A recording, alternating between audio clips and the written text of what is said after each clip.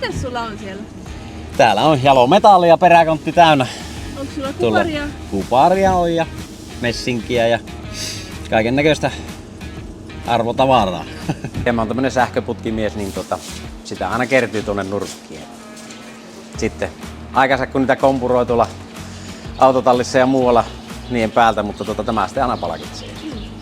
Mikko toi puhasta kuparijohinta 12 kiloa, sekalaista kuparikaapelia 59 kiloa, sekalaista messinkiä 23 kiloa, päällystämätöntä alumiinilankaa 11 kiloa ja sekalaista kuparia 130 kiloa, joka punnittiin autovaalla. Ja nämä ruudulla näkyvät ostohinnat on kuvaushetkellä, joten ajankohtaiset hinnat kannattaa katsoa romuuta.fi kautta metallihinnasta. Oho! Paljon Wow. se tuli? 1292 €. Oho! Kyllä, niitä mitäs mieltä? No kyllä, tämä taas todistaa sen, että kyllä ne kannattaa tuolla kompuroja tuolla nurkissa näin. Kanssa. Kyllä mä palkitsen. Hyvä. Todella.